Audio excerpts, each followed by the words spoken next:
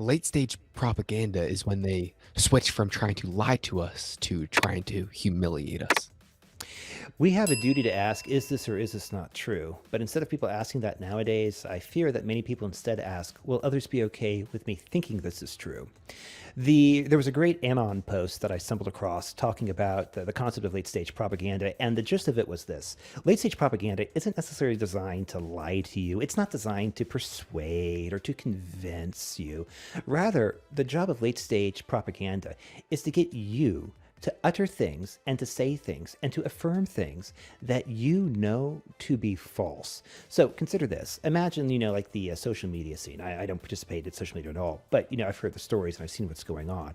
If you dare speak things that you think to be true, but the zeitgeist or the collective hive mind hasn't associated or thinks to be false, good luck with that. Unless you have enough muscle to punch back or to push back or whatever, right? You're out. It's just disgusting.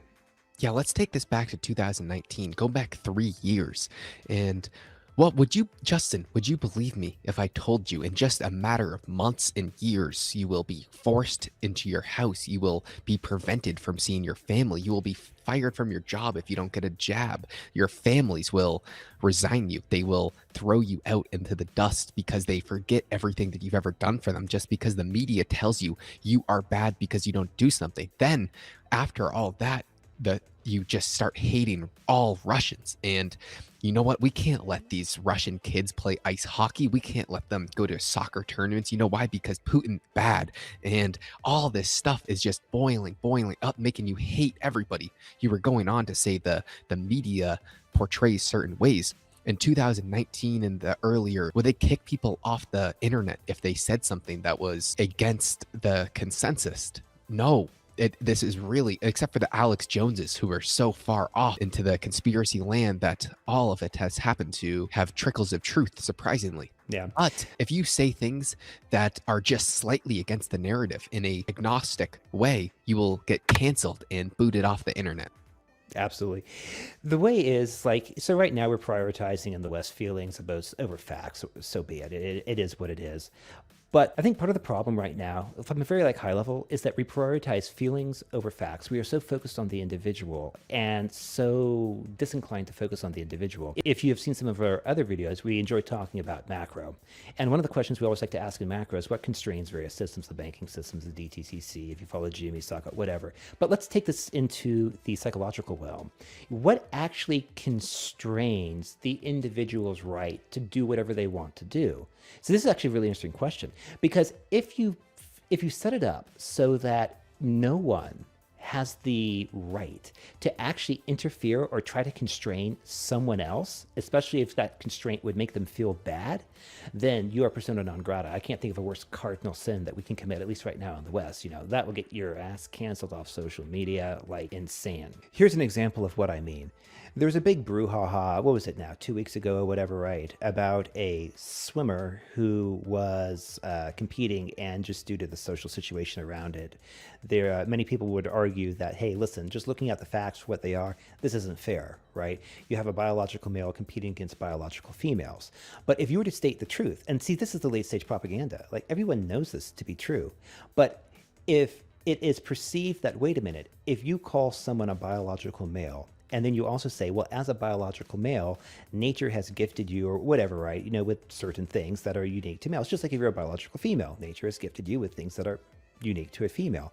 The point is that by actually saying, hey, listen, you're a biological male, and I mean, granted, think of yourself however you want, but if we have society, if we basically say we are not going to even acknowledge this fact because we are worried that it might constrain you, it might hurt your feelings, it might, whatever, right? You get almost like this descent into madness where you have policies that are made that contort to a false reality. When we dig down, why is this so important? Because everybody knows this to be true. The only reason why you object it is because it makes you feel good. You are overlaying all evidence of fact. I'm sorry, but men are different from women. And that is some people, men and women, are objectively different. And we have to accept that as a fact. And as little as you like it, if it hurts your feelings, so be it. What happens when much more when Justin was a child than I, but our teachers would say that sticks and stones may break your bones, but words will never hurt you. You are not supposed to get offended by words because they're just words. And if you are content with yourself, what somebody else says should not have any effect on you. Yeah, but see, I think this is the problem here, and this gets back into, I think, the power of late stage, late stage propaganda, right? If you can get society to accept it as virtuous, that there should be nothing to constrain the individual. And when I say constrain the individual, what I mean is constrain the individual's perception of him or herself. So when I say this, I mean the constraint of the mind, okay? Constraint of the mind. If you inject thoughts that are not grounded in reality, or you inject thoughts and the way they manifest are directly not grounded in reality, I'm not saying you can't do it, nor am I saying one should be precluded from doing so. Like, no, I mean, think whatever thoughts you want or whatever, right? But to quote Rickards here, there's a great line where he likes to trot us like, look, you're free to ignore reality, but you are not free to ignore the consequences of ignoring reality. And this gets back into this thing where I see late stage propaganda as just one more way to facilitate, this unlimited expansion of, let's say, the mental balance sheet of delusion. That's the frame I put on it. And again, I will just simply write out, not to make this too economical or whatever, but you see the same thing happening, in the banking system. You see the same thing happening in equities. Just pick anything, bam. It's the same nonsense story. You have lies, or excuse me, you have non-truths that are being passed off as truths. Or if you want me to even soften that, you have things that might not be accurate that are accepted with a much higher degree of accuracy and a much higher degree of truth than they might otherwise have. And what's more, if you dare ask a question, if you dare try to audit, if you dare try to say, hey, wait a minute, help me understand this, whatever, right? The consensus monster comes through and gets you. Josh, you mentioned being called a conspiracy theorist. A conspiracy theorist is the go-to insult for complacency theorists when they're actually presented with thoughts they don't want to think. At least that's my humble opinion. But granted, I've been called a conspiracy theorist for quite a long time now. So no bitterness, no bitterness. It is funny that most of these things that often come out as the truth later on in life. And the thing is, just one more thing too, like, and here's the sad part about the truth. Like, for all you guys watching, the oldies will probably remember this. So I was born in the mid 80s, and there was an animated version of The Hobbit made by Rankin Bass. And there's a scene it's only 60 minutes long, great little video, but there's a scene at the very end where Bilbo is talking to Thorin, and Thorin's on his deathbed. And basically Thorin says, like, did it take this to make us see one another? The point is that, Thorin or one of the characters made a mistake, and ultimately the mistake cost him his life. But only after he was dying did he basically figure out, oh, wait a minute, Bilbo was right. And so, one of my other favorite quips too, and Josh, you like this one, is the Owl of Minerva only flies at dusk. Thank you, Professor Blue. That's a great line, by the way. And so it's the same thing. And like, this is, I think, part of the tragedy of the situation, because it's like, if we have to wait for the failure to occur, we're like, we can't undo the damage, or like it's much harder to undo the damage. If you have to wait till you're being rolled into the hospital for like your quadruple bypass from a lifetime of cigars, Big Macs, and I don't know, Iberico Hamon or whatever, right? Well, it's a little too late to do anything. Like the goal to have changed your life, or the point is you wanted to have changed your lifestyle, I know, like 10, 20 years ago. But again, only at the very end, when you're actually like facing death or staring over the precipice, do you find the will to change? Well, it's a little too late. So that's the tragedy of the situation. It pissed them off again, right? Only when these people are lined up with a gun pointed to their head will they understand. Yeah. Sorry for the rant there, Josh. Josh, your thoughts. This is essentially where we go from the subtle propaganda. Back in the day, even just 5-6 years ago, there would be subtle lies in the media that you could distrust, but you thought that they at least were telling mostly the truth. Now it is almost everything they say is the complete opposite of the truth, and they are trying to make it as outlandish as possible. So for the people that do believe it, they are wildly humiliating their intelligence. Yeah. And if we go back to these times just 5 years ago, even now, these people that believe in some of this hypocrisy and hysteria, they're very smart people. Very, very, very smart people. Nobody would deny that. This comes down to Hundisverse, theory of stupidity that I'm talking about again, because he said that stupid people are more evil than evil people, because The evil people at least know what they are doing. The stupid people don't understand that what they are doing is even wrong. So how can you change the opinion of somebody who thinks that they are doing something that is objectively right, and they are told that they are doing something objectively right every single day? Or think about it like this.